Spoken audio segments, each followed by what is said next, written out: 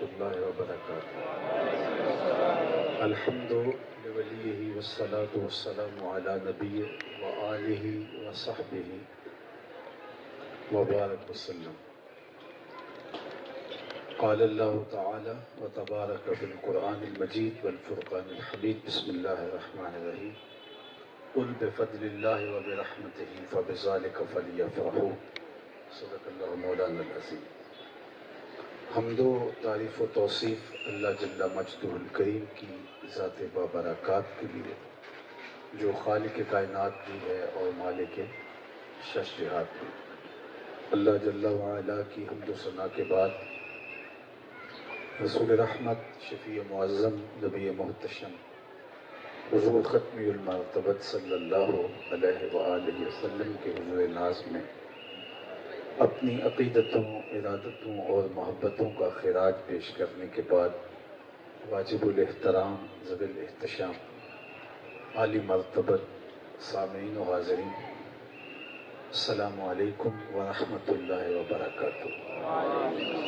سب سے پہلے میں ادارت المصطفیٰ حلقہ راولپنڈی کے جملہ ذمہ داران کو اور جملہ کارکنان کو، ان کے سرپرست حضرات کو مبارکباد پیش کرتا ہوں کہ یہاں 2 اسلامک سینٹرز کام کر رہے ہیں اور یہ سلسلہ ترقی کی طرف اپنی منازل طے کر رہا ہے، اور ماہانہ بنیادوں پہ ادارت المصطفیٰ کے مبلغین مختلف علاقوں میں دروس قرآن کا سلسلہ جاری رکھے ہوئے ہیں، اور گاہے گاہے اس عاجز کو بھی حاضری کا موقع ملتا ہے۔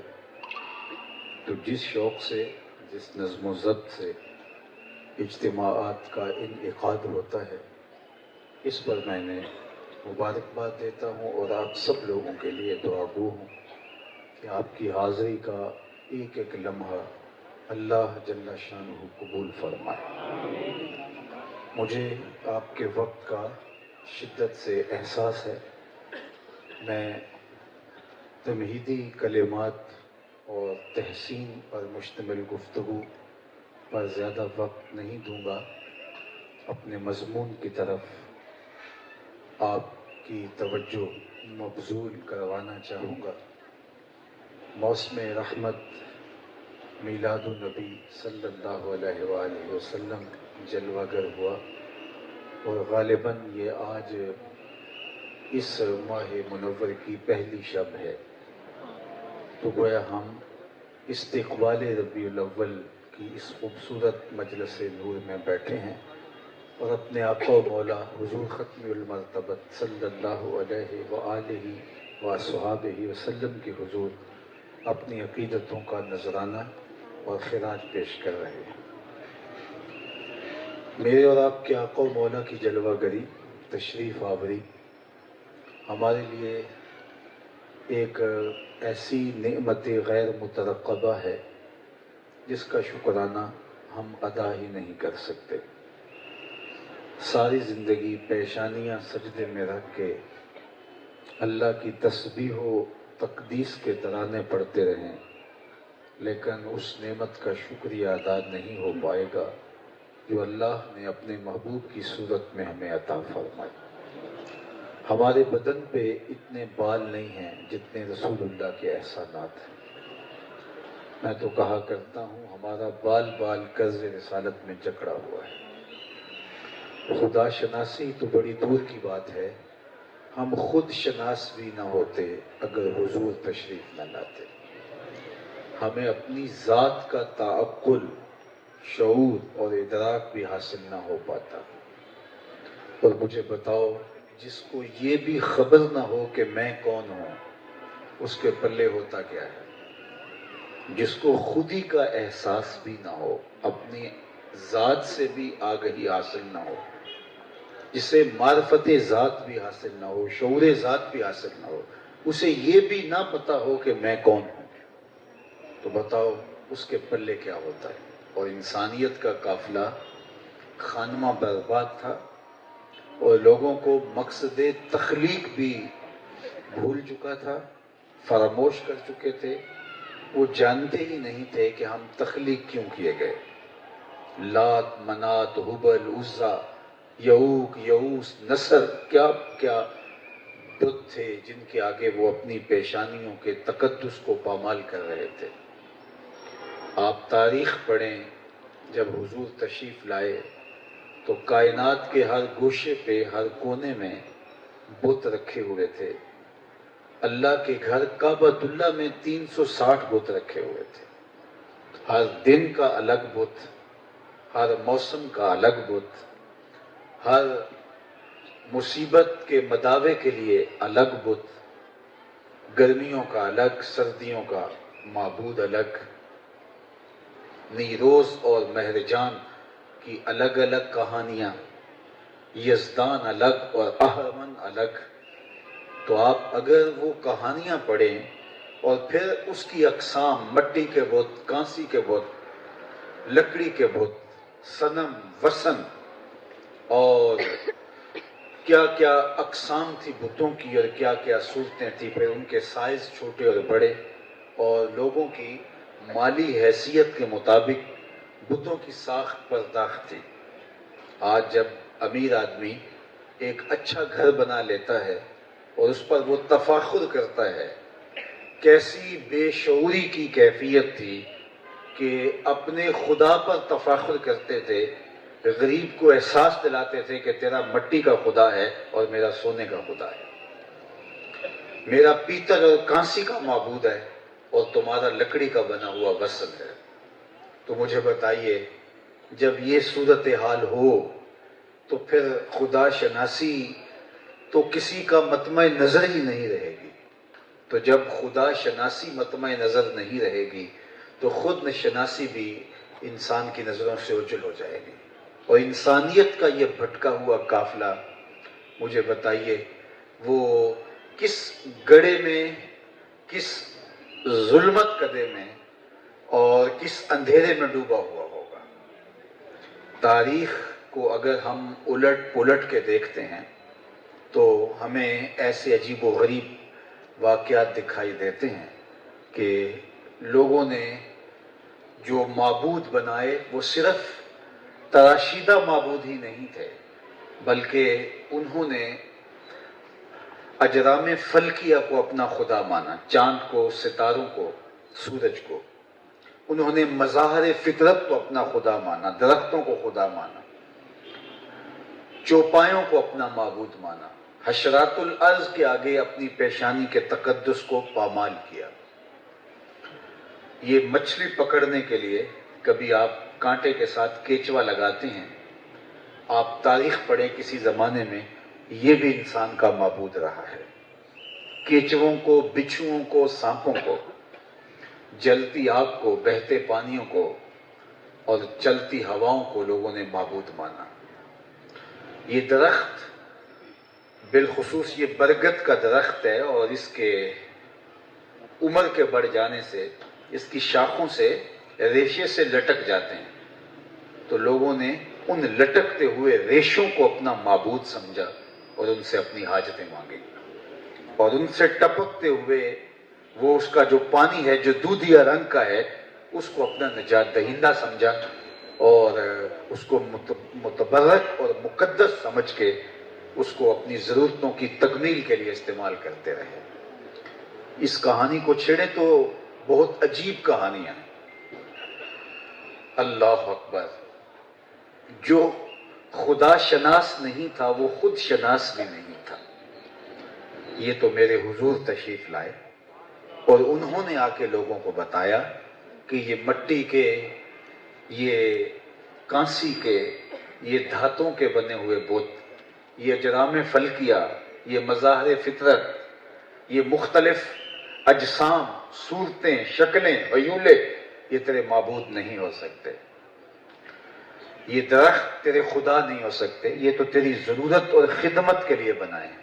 یہ تجھے چھاؤں فراہم کرنے کے لیے، تجھے آکسیجن دینے کے لیے، تیرے ایندھن کے کام آنے کے لیے، تیری خوراک کی تکمیل کے لیے، اور تیری دیگر ضرورتوں کی تکمیل کے لیے یہ درخت پیدا کی، یہ جانور تیری سواری کے لیے، تیری بار برداری کے لیے، تجھے گوشت اور دودھ کی ضرورتیں فراہم کرنے کے لیے پیدا کیے گئے، یہ تیرے معبود نہیں ہو سکتے۔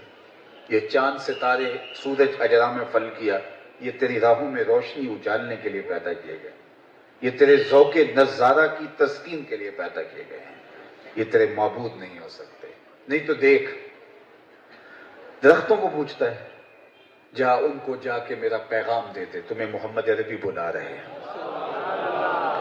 وہ جڑوں سمیت اکھڑ کے قدموں میں سلامیاں دینے آتے ہیں یا نہیں آتے؟ اجرام فلکیہ کو معبود سمجھتا ہے، یہ دیکھ انگلی اٹھتی ہے اور چاند کے ٹکڑے ہوتے ہیں۔ سورج کو پوچھتا ہے، یہ دیکھ ہاتھ اٹھتے ہیں اور وہ پلٹ کے اثر کے وقت پہ آتا ہے۔ پتھروں کو پوچھ رہا ہے، یہ دیکھ پتھر مٹھی ابو جہل کی میں ہیں، کلمے محمد عربی کے پڑھ رہے ہیں۔ اب انسان کا شعور کشادہ ہونے لگا، خیال اس نے کیا کہ جن کو میں معبود سمجھ رہا وہ تو انگلیوں کے اشارے پہ جھوم رہے، جس کو میں خدا مانتا ہوں وہ تو محمد عربی کی چوکھٹ پہ سجدہ دے۔ ایک عربی آیا دیہاتی، وہ حضور سے عرض گزار ہوا کہ میں آپ کو اللہ کا رسول تب مانوں گا کہ یہ سامنے جو کھجور ہے، اس کے جو لٹکتے ہوئے خوشے ہیں، یہ آپ کی نبوت کی رسالت کی گواہی دیں۔ تو آقا کریم نے فرمایا کہ اگر ایسا ہو جائے تو تم مان لو گے؟ اس نے کہا پھر انکار کی گنجائش نہیں رہے گی۔ تو اللہ کے محبوب نے اشارہ کیا، کھجور کے خوشے ٹوٹ کے قدموں میں آ گئے اور حضور کی رسالت کی گواہی دینے لگے۔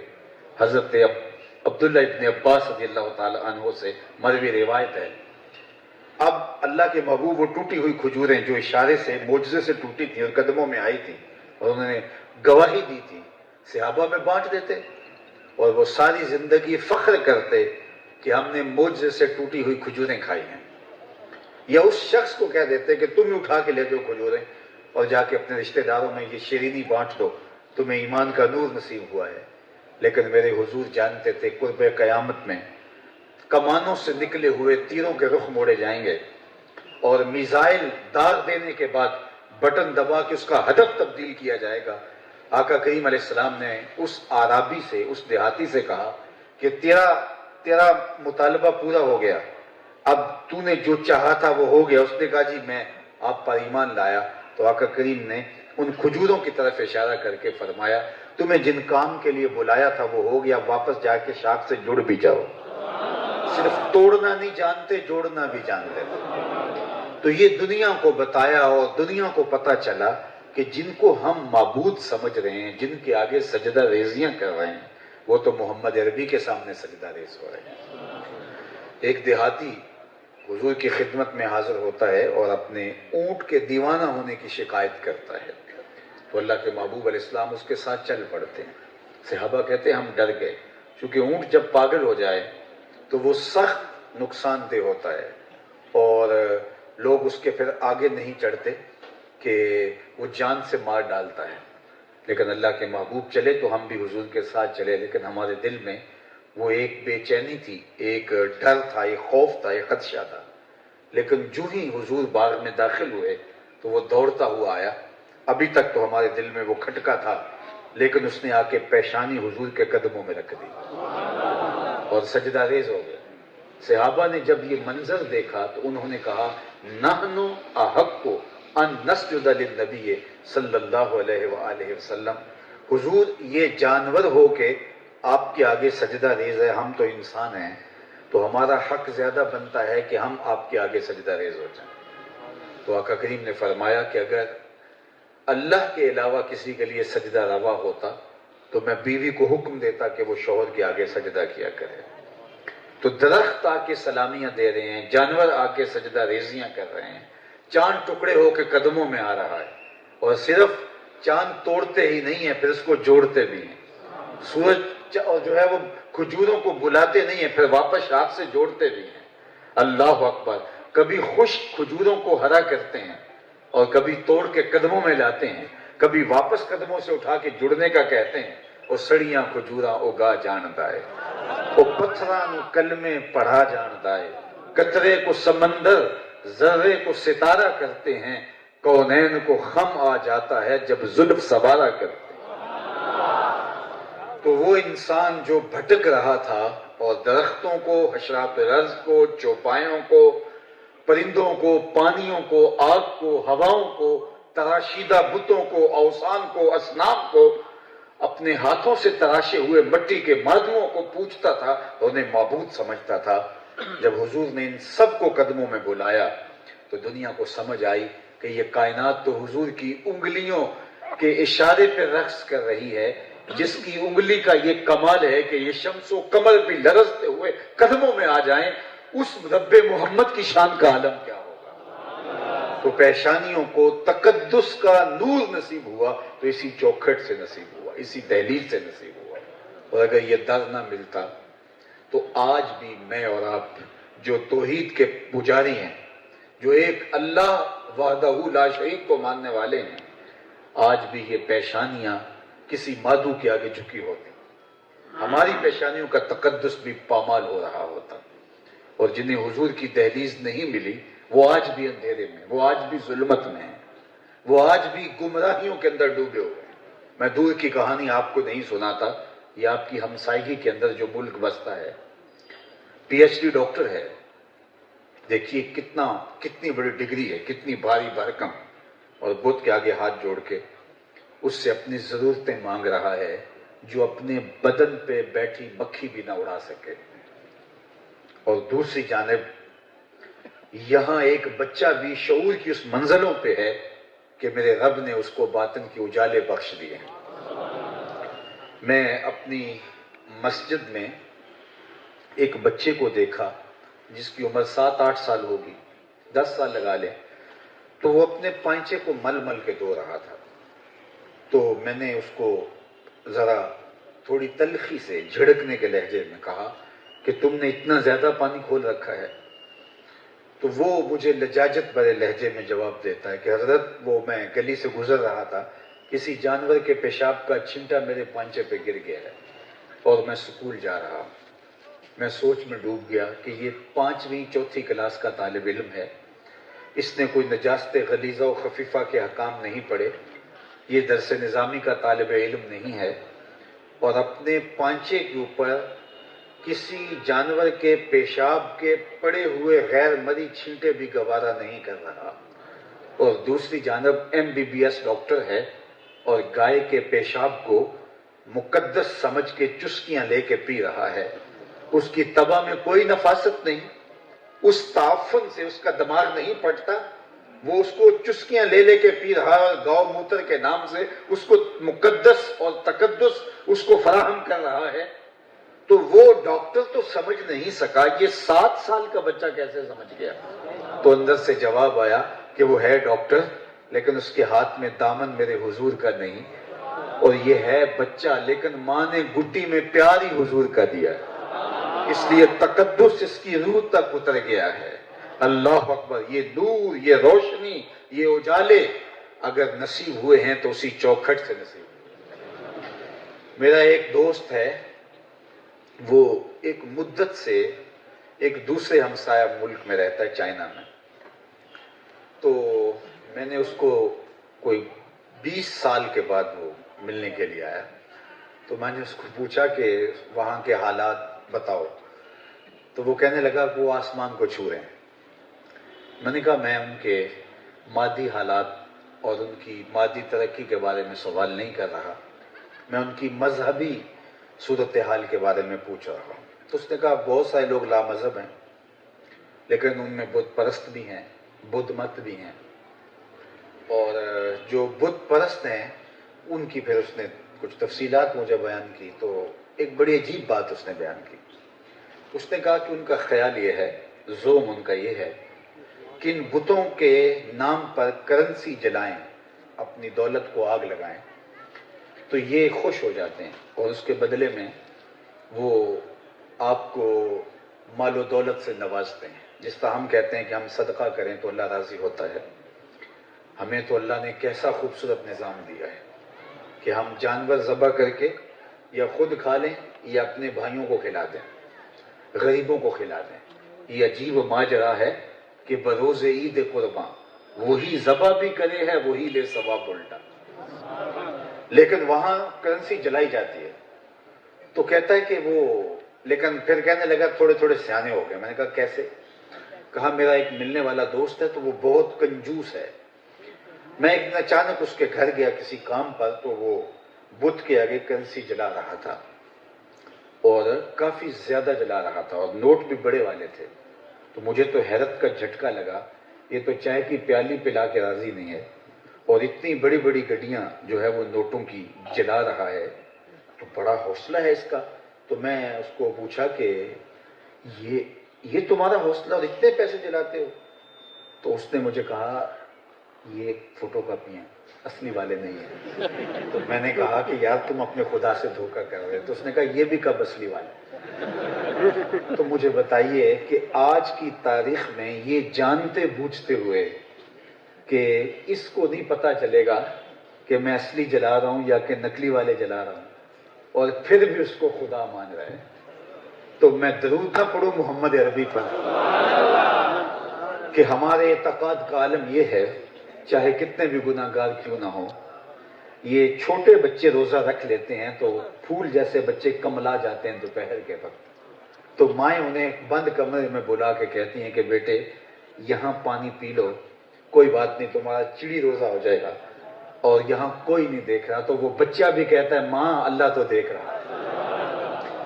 وہاں وہ گڈیاں جلا رہا ہے نوٹوں کی اور کہتا ہے اس کو نہیں پتا چلتا. اور ہم نے جس رب کو دیکھا بھی نہیں، خو گرے پے کرے محسوس تھی انسان کی نظر، بن دیکھے خدا کو پھر کوئی مانتا کیوں کر. اقبال نے کہا کہ انسان تو محسوسات کا عادی ہے، جس کو دیکھتا ہے تو مانتا ہے، لیکن ہم نے دیکھا بھی نہیں. اللہ اکبر. قوم موسیٰ نے کہا لن نؤمن لک حتی نری اللہ جہرا، ہم اللہ کو نہیں مانیں گے جب تک دیکھ نہیں لیں گے. قوم ضد میں آ گئی. پھر کہا چلو آؤ میرے ساتھ چلو. 70 لوگ سردار گئے اور اللہ نے تجلی طور پہ ڈالی اور منعکس ہو کے ان پر آئی. 70 کے 70 ڈھیر ہو گئے، آغوش موت میں اتر گئے. کون تجلی کی تاب لا سکے؟ تو کہا مالک اب قوم تو میری عجیب قوم ہے، کہے گی جو 70 لے گئے وہ بھی مروا دیے. تو اللہ تعالیٰ نے پھر ان کو دوبارہ زندگی بخشی. اللہ اکبر. تو قوموں نے کہا کہ ہم تو دیکھیں گے تو مانیں گے، لیکن میں قربان جاؤں حضور کی امت نے نہیں کہا کہ دیکھیں گے تو مانیں گے. کبھی ہم میں سے کسی نے مطالبہ کیا اسے دیکھیں گے تو مانیں گے؟ کہا بس تجھے دیکھ لیا تو اسے دیکھ لیا. من رآنی فقد رأى الحق، فرمایا جس نے مجھے دیکھا اس نے اسے دیکھ لیا. میں جمال الہی کا آئینہ ہوں. اللہ اکبر. سر سے لے کر پاؤں تک تنویر ہی تنویر ہے، جیسے منہ سے بولتا قرآن وہ تفسیر ہے. سوچتی ہے دنیا مصطفیٰ کو دیکھ کر وہ مصور کیسا ہوگا جس کی یہ تصویر ہے. تو ہم نے دیکھا بھی نہیں لیکن یقین کی بجلیاں. تو ورنہ آج ہم بھی بتوں کے آگے سجدہ ریز ہوتے اور نہ جانے کیسے کیسے کس کس دھات کے. آپ حیرت زدہ ہوں گے. میں کوئی لطیفے سنانے کا مزاج نہیں رکھتا لیکن موضوع چھڑ گیا ہے. چائنا میں فیکٹریاں ہیں جو ہمارے ہمسائے ملک کے لیے چھوٹے سائز کے، بڑے سائز کے، درمیانے سائز کے خدا بناتی ہیں، اور ان کی فیکٹریوں میں پھر وہ کارٹنز کے اندر پیک ہوتے ہیں اور پھر آ کے غریب آدمی چھوٹا خریدتا ہے، جو تھوڑا سا متوسط ہے وہ بڑی قیمت کا خدا خرید لیتا ہے، اور جو اس سے زیادہ مالدار ہے وہ بڑی قیمت اس سے بڑے سائز کا.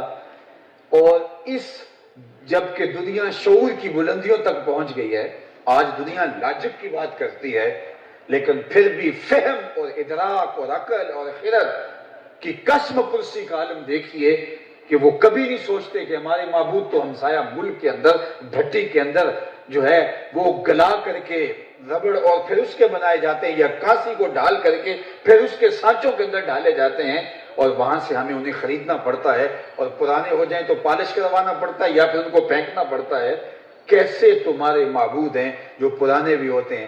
بارگاہ رسالت مآب صلی اللہ علیہ وسلم میں ایک شخص اپنی کہانی سناتا ہے، تو ایک کہانی کا رخ یہ بھی ہے کہ میں زمانہ جاہلیت کے اندر ایک سفر پہ جانا تھا، اور وہ سفری معبود الگ رکھتے تھے. گھر کے اندر جو بڑے سائز کا بت پڑا ہے وہ الگ ہے، اور جو سفر کے اوپر بیگ کے اندر رکھتے تھے سفری معبود کہ راستے میں نکالیں گے پوجا کریں گے، وہ چھوٹے سائز کا ہوتا، جیبی سائز وہ ساتھ رکھ لیتے. تو وہ کہتا ہے میں نے چھوٹا ایک بت آٹا گوندھ کر کے اس کے اندر سریش ڈالی اور پھر اس کو دھوپ میں رکھ کے خشک کیا اور پیک کر کے میں نے اپنے سامان میں رکھ لیا، اور راستے کے اندر جب بھی وقت عبادت آتا اس کو نکالتا پوچھتا. میرا جو اندازہ سفر تھا اس کے مطابق میں نے توشہ سفر لیا تھا، لیکن کچھ دن سفر کے اوپر چلے گئے اور میرا توشہ ختم ہو گیا. ایک آدھ دن تو میں نے بھوک گوارا کی، لیکن جب میرے سے بھوک برداشت نہ ہوئی تو میں نے مجبور ہو کے اپنے خدا کو ہی جو ہے وہ اپنے بیگ سے نکالا، پتھر پر رکھا، پھر دوسرے پتھر سے اس کو کوٹا، پھر اس کے اندر پانی ڈالا، پھر اس کو گوندا، پھر اس کی روٹی پکائی، اور پھر کھاتے ہوئے میں نے کہا میرے خدا اب کام نہیں آئے گا تو کب آئے گا؟ اب تو بھوک سے میری جان نکل رہی ہے.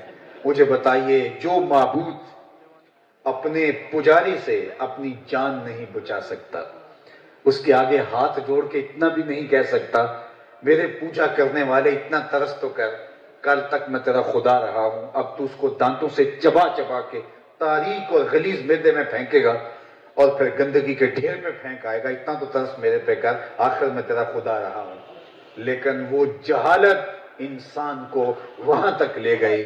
مجھے اور آپ کو ایک بار نہیں، 100 بار نہیں، 1000 بار نہیں، ساری زندگی حضور پہ درود پڑھنا چاہیے کہ ہمیں ایک واحد احد صمد بے نیاز رب کا تصور دیا جو قادر مطلق ہے اور جو ہے وہ احکام کی تنفیذ بھی کرتا ہے اور تدبیر بھی فرماتا ہے. ہم اس رب کے ماننے والے ہیں اور ہمارے یقین کی بجلیاں اللہ تعالیٰ جل شانہ نے ہمارے رگ و ریشہ کے اندر یوں ماہ نفوذ فرمائی ہیں. تو اس لیے کسی نے کیا خوب کہا، نہ خرد کی روشنی تھی نہ جنوں کی آگہی تھی، تیری رہبری سے پہلے یہ جہاں جہاں نہیں تھا، تیرے آستان سے پہلے کوئی آستان نہیں تھا، میں وہ زمین تھی جس کا کوئی آسمان نہیں تھا. تو زندگی کی جتنی بھی روشنیاں ملی ہیں، زندگی کا جتنا بھی اجالا حضرت انسان کو نصیب ہوا ہے وہ حضور کی چوکھٹ سے نصیب ہوا ہے. تو پھر ایک دن کا یا ایک شب کا محفل میلاد کیا، ساری زندگی ہم حضور کے قصیدے پڑھتے رہیں، حق کے شکر پھر بھی ادا نہ ہو. یہ تو ایک رخ تھا انسانی شعور کو جو نور حضور کی دہلیز سے ملا. اب آئیے قرآن اٹھائیے اور عربوں کی تاریخ پڑھیے. اذا بشر احدهم بالانثى، جب کسی کو یہ خبر پہنچتی کہ تیرے گھر میں بیٹی پیدا ہوئی ہے تو اس کا منہ کالا ہو جاتا، اس کا رنگ فک ہو جاتا. آبرو بچانے کا ایک ہی راستہ تھا کہ وہ بیٹی کو اپنے ہاتھوں سے زندہ درگور کر دے، اور اگر وہ ایسا نہیں کرتا تو ہوتا یہ کہ وہ معاشرے میں سر اٹھا کے نہیں چل سکتا تھا. بعض قبائل میں تو یہ 100% رواج تھا اور بعض قبائل میں جزوی طور پہ مروج تھا کہ وہ بیٹیوں کو اپنے ہاتھوں سے زندہ درگور کرتے تھے اور اس پر فخر سے سر اٹھاتے تھے کہ ہم نے اپنی آبرو بچا لی ہے، اپنی آبرو کی حفاظت کی ہے. داہیہ قلبی جس پر حضور کی نظر پڑی، اللہ اکبر، ہماری تو 6 گھنٹے کی تقریر سے فرق نہیں پڑتا، لیکن داہیہ قلبی گزر رہے تھے تو آقا کریم نے دیکھ کر کہا داہیہ یہ شکل لے کے جہنم میں چلے جاؤ گے. بس ایک ہی جملہ کہا. داہیہ کہتے ہیں رات کو میں سونا چاہتا ہوں، مجھے نیند نہیں آتی. یہ جملہ کان میں گونجتا ہے، یہ شکل لے کے جہنم میں چلے جاؤ گے. صبح ہوئی تو حضور کی خدمت میں حاضر ہو گئے. لوگ حضور کی مجلس میں بیٹھے تھے، خالی جگہ نہیں تھی بیٹھنے کی، نیچے بیٹھنے لگے تو حضور نے چادر اتار کے ان کی جانب اچھال دی. قسمت اچھی تھی، چادر بچھا کر بیٹھنے کی بجائے انہوں نے اس کو سمیٹ کے اپنے سینے سے جوڑ لیا اور عرض کیا کہ میں اپنے قبیلے کی 70 بچیاں اپنے ہاتھوں سے زندہ درگور کر چکا ہوں. فرزدق شاعر کا دادا المجاشی حضور کی خدمت میں حاضر ہوا اور کہا کہ میں اپنے قبیلے کی 360 بچیوں کو زندہ درگور ہونے سے بچایا ہے. جب کوئی باپ اپنی بیٹی کو زندہ درگور کرنے لگتا تو میں شاعر تھا، میرا دل پسیج جاتا، تو میں اس کو بیٹی کی محبت کا احساس دلاتا، اجاگر کرتا تاکہ اس کے دل میں بیٹی کا پیار جاگے اور وہ اس برے کام سے رک جائے. یا میں 1-2 گابن اونٹنیاں اس کو دے کر کے اس کو لالچ دے کر کے اس بیٹی کی جان بچا لیتا. یا اس بیٹی کی کفالت اپنے ذمہ لے لیتا اور میں اس کی جان بچا لیتا۔ اس طرح 1 2 10 نہیں، میں نے 360 بچیاں زندہ درگور ہونے سے میں نے بچائی۔ تو کیا مجھے زمانہ کفر میں، یہ اسلام لانے کے بعد حضور کی خدمت میں عرض گزار ہوتا ہے، کیا کفر کے زمانے میں کیا ہوا میرا یہ عمل قابل قبول ہے یا نہیں؟ تو آقا کریم نے فرمایا، اس نے کہا حضور مجھے اس کا کوئی صلہ ملے گا کہ نہیں جو میں نے جاہلیت کے زمانے میں یہ عمل کیا؟ تو فرمایا کیا تجھے اس کا صلہ ملا نہیں کہ اللہ نے ایمان دے دیا؟ تو اپنے ہاتھوں سے زندہ درگور اپنی بیٹیوں کو ذرا تصور تو کیجیے۔ بیٹی تو گھر کی زینت ہوتی ہے، بیٹی تو 4 دیواری کی رونق ہوتی ہے، آنگن کا نور اور بہار ہوتی ہے۔ میرے استاد فرمایا کرتے تھے کہ بیٹی گھر کی رونق ہے، 4 دیواری کی آبرو ہے۔ پھر آخر میں ایک بات کہتے تھے کہ لوگوں سینے پہ ہاتھ رکھ لو، بیٹی باپ کے جنازے کی رونق ہے۔ اللہ نے بیٹی کے دل میں جو باپ کے لیے پیار رکھا ہے، جو محبت رکھی ہے باپ کے لیے، وہ ایک الگ جہاں ہے۔ اور ایک باپ اتنا ظالم اور سنگ دل ہو جائے کہ اس بیٹی کو اپنے ہاتھوں سے زندہ درگور کرے اور وہ چیختی چلاتی رہ جائے۔ عرب کی وہ کہانی ہم نہیں بھول سکتے کہ ایک شخص اپنی بیٹی کو اپنے ہاتھوں سے زندہ درگور کرنے کی کہانی خود سناتا ہے دور رسالت مات میں، کہ وہ کہتا ہے میں سفر پہ گیا تو میری عورت امید سے تھی اور مجھے کئی سال لگ گئے۔ جب میں واپس آیا تو میرے آنگن میں ایک بیٹی کھیل رہی تھی اور وہ اس کی ماں نے اس کے دل میں میری بہت محبت ڈالی تھی، وہ اس لیے کہ یہ محبت کرے گی تو باپ کا دل نرم ہوگا۔ تو جو ہی میں گھر میں داخل ہوا تو وہ دوڑ کر کے میری ٹانگوں سے لپٹ گئی اور یا آباتا ہو کہہ کے مجھے مخاطبت کرنے لگی۔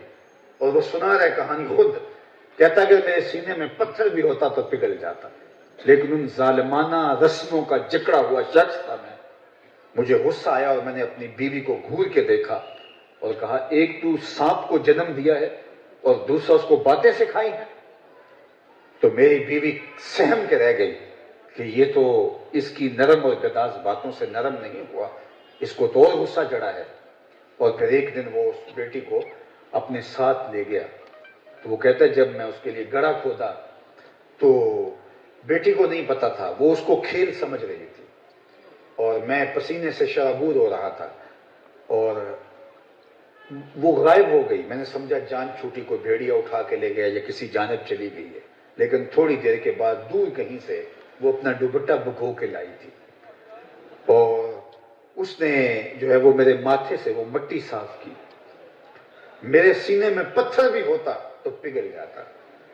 خیر جب گڑھا کھود لیا اور میں باہر نکلا تو بیٹی سمجھی کہ باپ کسی مشقت میں ہے تو اب اس کا کام مکمل ہو گیا، تو اس نے سکھ کا سانس جیسے لیا ہو کہ میرے باپ کی تکلیف ختم ہو گئی۔ لیکن میں باہر نکل کے اس کو دھکا دیا اور اوپر سے مٹی انڈھیلنے لگا۔ پہل تو وہ اس کو کھیل سمجھتی رہی اور میری جانب باہیں اچھالتی رہی، لیکن جب مٹی سے اس کی سانس دبنے لگی تو وہ پھٹی ہوئی آنکھوں سے میری جانب دیکھتی تھی اور اس کی آنکھوں میں آنسو تھے۔ لیکن میں اتنا صفاق ہو گیا تھا کہ وہ مجھے باپ باپ کہہ کے پکارتی رہی اور میں اس کے اوپر مٹی انڈھیلتا رہا۔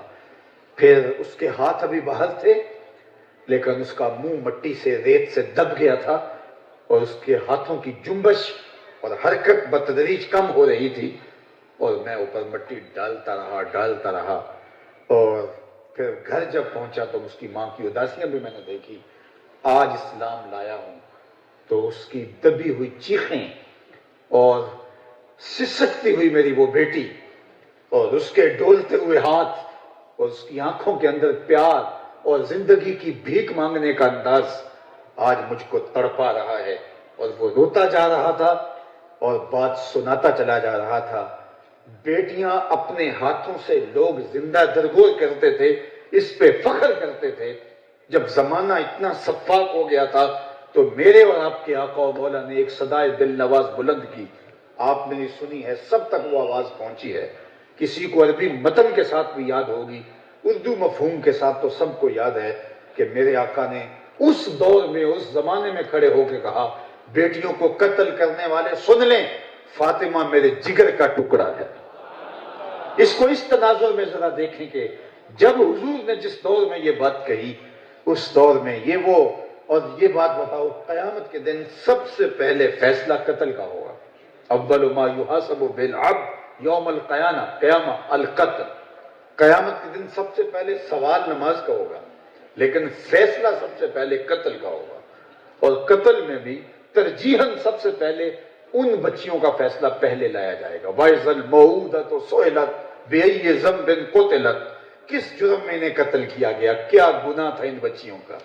نہ کوئی ایف آئی آر کٹی، نہ کسی نے سوگ بنایا، نہ کسی نے آنسو بہائے، نہ کسی نے موم بتیاں جلائیں، نہ اس کے لیے کسی نے جلوس نکالا، دب گئی ریت میں، ظالم باپ مٹی ڈالتا رہا، سسک سسک کے وہ ریت کے اندر گھٹ گھٹ کے مر گئی، اور کوئی ان کا مقدمہ لڑنے والا نہیں تھا، کوئی ان کی آواز اٹھانے والا نہیں تھا، بلکہ یہ ظالمانہ اقدام کرنے کے بعد جب باپ آیا تو لوگوں نے واہ واہ کہا کہ تو نے ایک مشکل سے جان چھڑا لی ہے۔ تو جب بیٹیاں یوں زندہ درگور ہو رہی تھیں تو اللہ کے محبوب فرمایا لوگوں سن لو، میری بیٹی میرے جگر کا ٹکڑا ہے، اور پھر فرمایا جو دو بیٹیاں یا دو بہنیں ان کی تربیت کرے، ان کو جوان کرے، پروان چڑھائے اور اللہ کی رضا کے لیے نکاح کر دے، قیامت کے دن وہ شخص میرے یوں نیڑے ہوگا جس طرح یہ دو انگلیاں قریب۔ اللہ اکبر۔ ایک صحابی نے عرض کی حضور اگر کسی کی دو بیٹیاں نہ ہوں تو ایک بیٹی ہو تو فرمایا اس کو بھی یہی اعزاز ملے گا۔ ذرا اس کے پیچھے جھانک کے دیکھیے، کہاں بیٹیاں قتل کر کے، بیٹیاں زندہ درگور کر کے باپ فخر کرتا ہے، اور کہاں جس کی ایک بیٹی ہے وہ آرزو کر رہا ہے کاش کہ میری بھی دو بیٹیاں ہوں۔ آج بیٹیاں عزت کا نشان بن گئی۔ حدیث پاک میں امرأہ مردودہ کے بارے ذکر آتا ہے۔ امرأہ مردودہ کس کو کہتے ہیں؟ وہ خاتون جو طلاق یافتہ ہو، بدصورت ہے اور خامن نے قبول نہیں کیا، دھکے دے دیے، اب وہ کہاں جائے گی؟ واپس پلٹ کے وہ بوڑھے باپ کے دروازے پہ آئے گی۔ زمانے نے دھکا تو دے دیا لیکن باپ تو دروازے سے نہیں دھکیل سکتا۔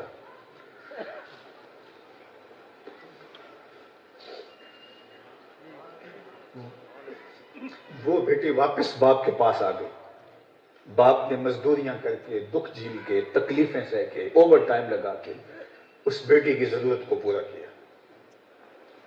کوئی بڑا نیکوکار نہیں تھا، اس سے غلطیاں بھی ہوئیں، کوتاہیاں بھی ہوتی رہیں، کل قیامت کا دن ہوگا، اس کو اس کے گناہوں کی وجہ سے جہنم کا حکم ہو جائے گا۔ میرے اور آپ کے آقا مولا فرماتے ہیں جب اس باپ کو جہنم کا حکم ہوگا تو یہ لڑکی کھڑی ہو جائے گی اور رب سے لڑے گی، بحث کرے گی۔ اللہ، امرائے مردودہ، پلٹائی ہوئی لڑکی رب سے بحث کرنے لگ جائے گی، مالک تو نے نہ مجھے عقل دی نہ مجھے شکل دی، سسرال نے دھکا دے دیا، خامن نے قبول نہیں کیا، یہی تو بوڑھا تھا جو میرا سہارا بنا، آج اس کو جہنم میں بھیجا جا رہا ہے، میں تو نہیں جانے دوں گی، یا مجھے بھی پھینک کے اس کے ساتھ جہنم میں ڈال دے، میں نہیں اس کو جانے دوں گی۔ فرمایا اللہ کے محبوب نے اللہ اس خاتون کی سفارش اور ضد مان کے اس کے باپ کو جنت عطا کر دے۔ کہاں بیٹیاں زندہ درگور کی جا رہی اور کہاں بیٹیوں کے سبب سے باپ جنت کا مسافر بن رہا ہے۔ میں تو حیرت زدہ ہوتا ہوں کہ آج مال روڈ سے لے کر کے عالی نصب شاہراہوں پر جب کتبے اٹھا کے شریعت سے بغاوت کرتی ہوئی خواتین اسلام کو اتار پھینکنا چاہتی ہیں، اسلام کو بوجھ سمجھتی ہیں، میں کہتا ہوں 14 صدیاں پلٹ کے دیکھو، تمہارا تو وجود بھی دنیا گوارا نہیں کرتی۔ ایام خاص میں عورت کے برتن الگ کر دیے جاتے تھے، تاریخ پڑھو، افلاطون جیسے بڑے بڑے فلسفیوں کی کہانیاں پڑھو، انہوں نے عورتوں کو از قبیلے جن سے انسان ہی نہیں مانا، انہوں نے کہا کہ عورت انسان کی ہم شکل ضرور ہے، انسان کے بچوں کو جنم بھی دیتی ہے، دودھ پلا کے جوان بھی کرتی ہے، انسانوں کی طرح بولتی بھی ہے، لیکن انسان نہیں ہے۔ یہ دنیا کے فلسفیوں کی کہانی ہے۔ وہ عورت کو از قبیلے جن سے انسان بھی نہیں مانتے۔ اور بدھ نے کہا تھا خدا کے قرب میں سب سے بڑی رکاوٹ عورت ہے. اگر آپ خدا کا قرب چاہتے ہو تو عورت سے الگ ہونا پڑے گا. یہ ناپاک وجود ہے.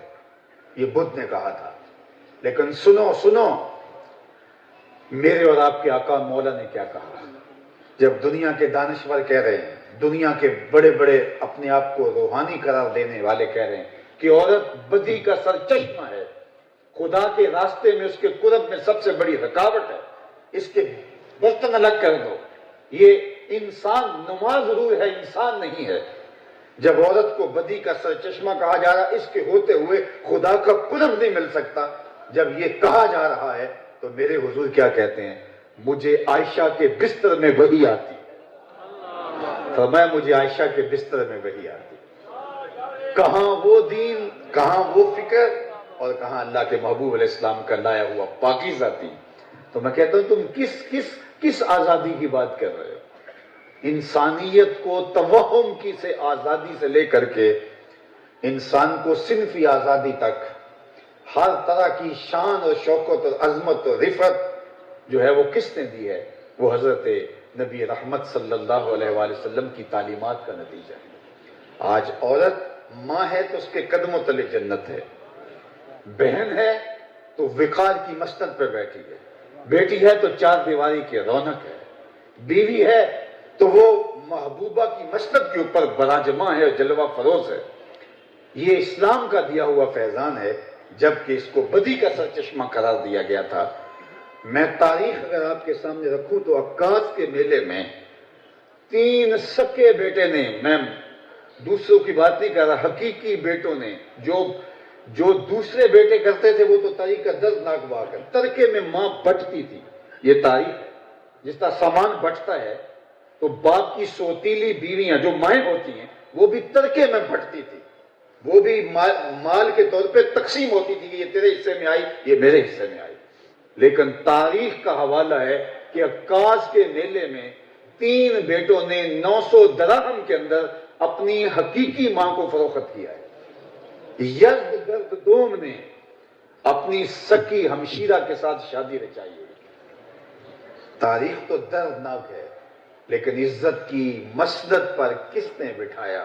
تو جواب آئے گا میلاد والے رسول نے. ہمارا دل بھی درود پڑھتا ہے, ہمارے روحیں بھی درود پڑھتی ہیں, ہماری زبانیں بھی تقدیس کے ترانے پڑھتی ہیں اس آقا و مولا پر کہ جن کے دم سے انسان کو زندگی اور انسان کو نور نصیب ہوا اور ان رشتوں کا تقدس اللہ اکبر بحال ہوا. ورنہ کیا ان کا تقدس اور کیا ان کی عزت اور کیا ان کی تکریم تھی, تو یہ تو حضور نے دی. قرآن بتاتا ہے نا, فذلک الذی یدعو الیتیم, یہ وہ بدبخت شخص ہے جو یتیم کو دھکے دیتا ہے. یہ قرآن نے کہا ہے. تو ایسا کیوں ہے؟ وہ یتیم کو عملاً دھکے دیا کرتے تھے. کھانا دینا اور بات ہے, وہ تو بچا ہوا کھانا کہیں پھینکنا ہے تو کسی کو دیتے ہیں. اصل عزت ہے, انسان عزت مانگتا ہے. تو یتیم کی تکریم کا حکم دیا گیا, لیکن یتیم کو دھکے دیے جاتے تھے. جس معاشرے میں یتیم کو دھکے دیے جا رہے ہیں اس معاشرے میں میرے اور آپ کے آقا مولا کہتے ہیں میں اور یتیم کی کفالت کرنے والا جنت میں اس طرح نیڑے ہوں گے جس طرح یہ 2 انگلیاں قریب. اللہ انا وکافل الیتیم کہات ہیں یوم القیامہ, اس طرح ہم ہوں گے قیامت کے دن جس طرح یہ 2 انگلیاں ہیں. بلکہ فرمایا سب سے اچھا گھر کون سا ہے؟ میں آپ سے پوچھتا ہوں کہ سب سے اچھا گھر کون سا ہے؟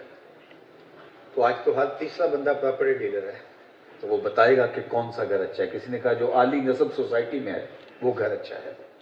کسی نے کہا نہیں جناب جو شہر کے وسط میں ہے وہ گھر اچھا ہے. بنیادی ضروریات جو انسان کی ہیں وہ اس کے قریب ہوں گے. کسی نے کہا نہیں جو کسی پہاڑ کی بلندی پر ہوگا, وہاں دور تک پھیلے ہوئے نظارے لطف دیتے ہیں, وہ گھر اچھا ہوگا.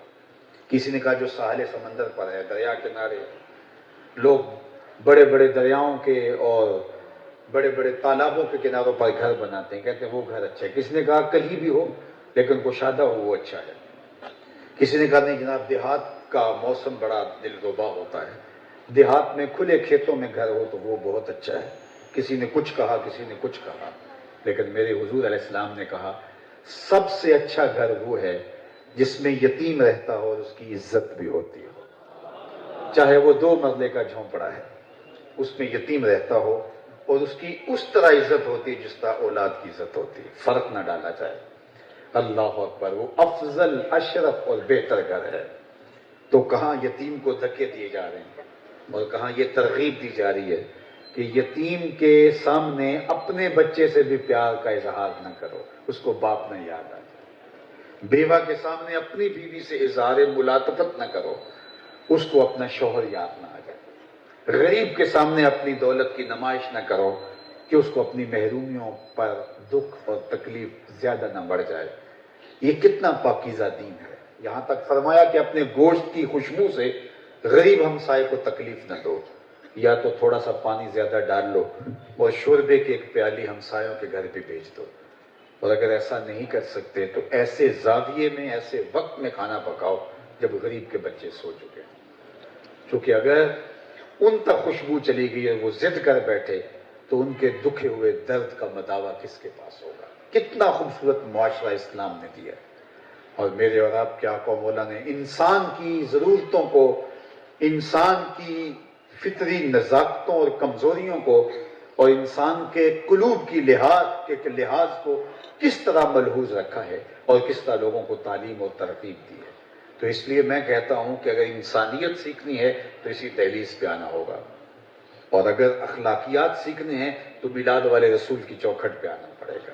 اگر خودی کا سبق لینا ہے تو اسی دہلیز پہ آنا ہوگا۔ اگر خدا شناسی کی اجالے پانے ہیں تو اسی چوکھٹ پہ آنا ہوگا۔ تو میں اور آپ ہزار بار بھی حضور کے ذکر سے اپنی زبانیں روزانہ تر کریں اور ان پر درود و سلام کے نغمے پڑھ پڑھ کے جو ہے وہ اپنی زندگی لگا دیں، پھر بھی حق کے شکر ادا نہ ہو۔ ہمارے بدن پہ اتنے بال نہیں ہیں جتنے رسول اللہ کے احسانات ہیں۔ یہ تو شعوراً، فکراً طے ہے، ہم مانتے بھی ہیں، ہم میں سے تو کوئی ایسا نہیں ہے۔ یہ باتیں اس لیے بیان کی جاتی ہے کہ جو تجدید ہو جائے اور انسان کے اوپر جو غفلت کے پردے ہیں وہ ہٹ جائیں۔ ان سب چیزوں کا جو میں نے باپ کے سامنے رکھی کوئی نئی بات نہیں ہے۔ ان سب باتوں پر ایمان، یقین، تیقن آپ سب کو حاصل ہے۔ یہ آپ کے ذوق کی افزودگی کے لیے، آپ اور میری غفلت کو دور کرنے کے لیے، ایمان کی تازگی کے لیے سب کچھ بیان ہوا ہے۔ لیکن جو دوسرا مسئلہ ہے، جس کے اتنے احسان ہمارے اوپر ہوں اس کے حق بھی ہمارے اوپر ہیں۔ تو کیا ایک رات کے نعرے لگانے سے، ایک دن کا جلوس نکالنے سے، یا چند لمحوں کے لیے ذکر کی مجلس میں بیٹھ جانے سے کیا وہ حق ادا ہو جاتے ہیں؟ تو یقیناً آپ اور میں یہی کہیں گے نہیں، تو مجھے اور آپ کو اپنی ساری زندگی اپنے آقا و مولا کے لیے وقف کرنی ہوگی۔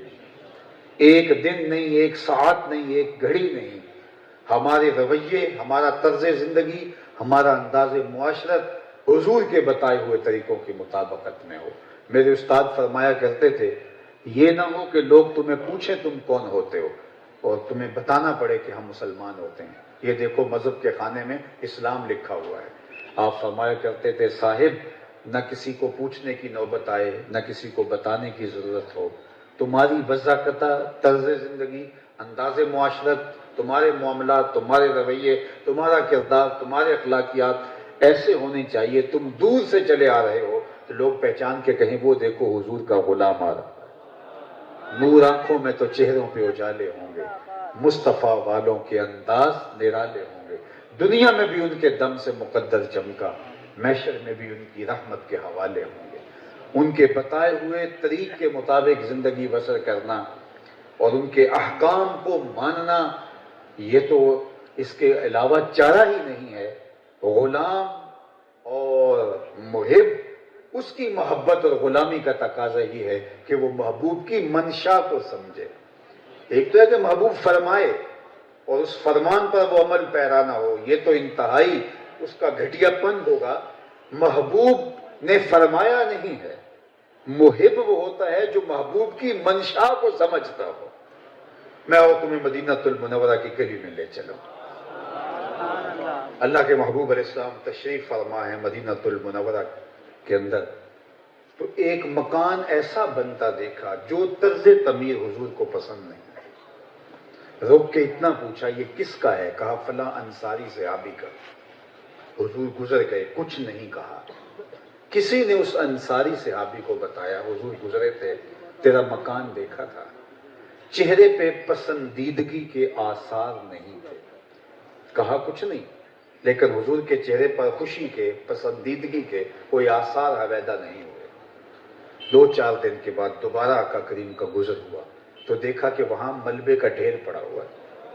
تو آقا کریم نے فرمایا اس صحابی کو بلاؤ. بلایا گیا، کہا میں گزرا تھا، تیرا مکان تھا، آج میں ملبے کا ڈھیر دیکھ رہا ہوں. کہا حضور میں نے گرا دیا. فرمایا کیوں؟ کہا سنا تھا آپ کو پسند نہیں، سنا تھا آپ کو پسند نہیں. میں اور آپ سر سے لے کر پاؤں تک دیکھیں، عقیقے سے لے کر ولیمے تک دیکھیں، نجی زندگی سے سیاست تک دیکھیں، کاروبار سے لے کر کے اپنی معاشرت تک دیکھیں، ہمارا کیا کیا حضور کو پسند نہیں. مجھے پتا ہے میرا کیا کیا حضور کو، آپ کو بھی پتا ہے ہمارا کیا کیا حضور کو پسند نہیں. محمد دی یاری، محمد دی محبت، محمد دے رنگ وچ، انہی کے رنگ میں کہ ٹھگ بازیاں پیارا جانے محمد صلی اللہ علیہ وسلم. تو مجھے اور آپ کو اس طرز کو اختیار کرنا چاہیے کہ ہمیں یہ معلوم ہونا چاہیے کہ ہمارے آقا کی رضا کس میں ہے. ایک شخص بحرین سے آئے اور انہوں نے حضور کو سلام پیش کیا. آقا کریم نے رخ پھیر لیا. وہ سمجھے اتفاقاً ہو گیا. بعض کا ایسا ہوتا ہے کہ کوئی بندہ سلام کرتا ہے تو سلام کرتے ہوئے دوسری جانب رخ ہو جاتا ہے، بالخصوص رش میں ایسا ہو جاتا ہے.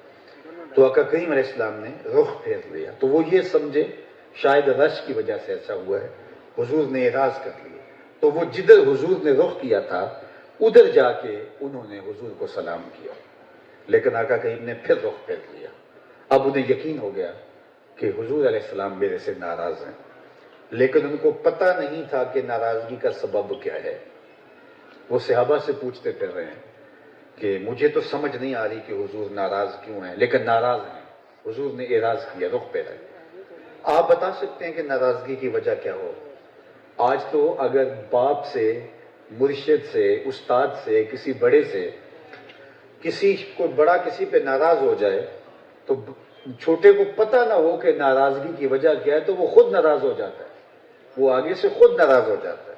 لیکن وہ صحابی پوچھتے پھر رہے ہیں کہ مجھے بتائیے کہ حضور کی ناراضگی کی کیا وجہ ہو سکتی ہے. میں نے سلام پیش کیا، حضور نے اعراض کیا. تو انہوں نے غور کیا اور پھر کہا ہاں یہ جو تم نے سونے کی انگوٹھی پہن رکھی ہے یہ ناراضگی کا سبب ہو سکتی ہے، کیونکہ حضور نے امت کے مردوں کے لیے سونا چاندی منع کر دیا ہے. سونا، چاندی اور حریر، ریشم، یہ مردوں کے لیے جمع. صرف چاندی کی ایک انگوٹھی، وہ بھی 4.5 ماشے کے وزن تک نہ پہنچتی ہو، شرن جائز رکھی گئی. باقی سونا بھی اور چاندی بھی اور حریر بھی مرد کے لیے حرام ہے. اور تیرے ہاتھ میں یہ سونے کی انگوٹھی ہے اور حضور اس کو آتش دوزخ کا انگارہ قرار دے چکے. یہ گناہ بے لذت ہے اور آتش دوزخ کا انگارہ حضور نے قرار دیا. تو کہا شاید حضور کی ناراضگی کا سبب بھی یہ ہو. تو چونکہ تم آئے ہو تمہیں پتہ نہیں تھا تو ہمیں لگتا ہے کہ یہ سبب ہوگا ناراضگی کا. انہیں بھی لگا. وہ آگے گئے، حضور سے کہا حضور آپ اس وجہ سے ناراض ہیں اور ساتھ اتار رہے ہیں. اور کہا حضور یہ رہی.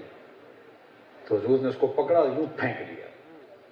ناراضگی کی وجہ یہ تھی، ناراضگی ختم ہو گئی.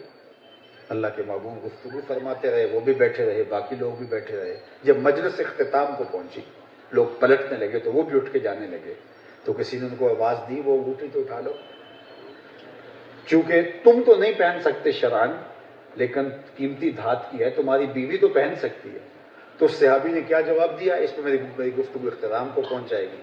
اس صحابی نے کیا جواب دیا؟ اس نے کہا واللہ لا آخذہ وقد طرحہ رسول اللہ صلی اللہ علیہ وسلم. اس نے کہا اللہ کی قسم میں اس کو کبھی نہیں اٹھاؤں گا جس کو میرے حضور نے پھینک دیا ہے. پڑی رہے، سونا ہے، چاندی ہے، ہیرا ہے، موتی ہے، لال ہے، پکھراج ہے، پڑا رہے، نہیں اٹھا. واللہ لا آخذہ، کبھی بھی نہیں اٹھاؤں گا. وقد طرحہ رسول اللہ، جس کو رسول اللہ نے پھینک دیا صلی اللہ علیہ وسلم. اب میں اور آپ جائزہ لینا ہے اور یہاں سے رخصت ہونا ہے. ہم نے کوئی ایسی عادت تو نہیں اٹھا رکھی جو حضور نے پھینک دی ہے. ہم نے کوئی ایسا رویہ تو نہیں اٹھا رکھا جو حضور نے پھینک دیا ہے. ہم نے کوئی ایسی دوستی تو نہیں اٹھا رکھی جو حضور نے پھینک دی ہے. ہم نے کوئی ایسا انداز زندگی تو نہیں اٹھا رکھا جو حضور نے پھینک دیا ہے۔ میں اور آپ اگر اپنے آقا و مولا سے محبت کرتے ہیں تو ہمیں ان کے رنگ میں رنگنا ہوگا، اور پھر اسی جملے پہ کہ یہ نہ ہو کہ لوگ تمہیں پوچھے تم کون ہو، تمہیں بتانا پڑے تم دور سے آ رہے ہو، لوگ کہیں یہ حضور کا غلام آ رہا ہے۔ وآخر دعوانا ان الحمدللہ۔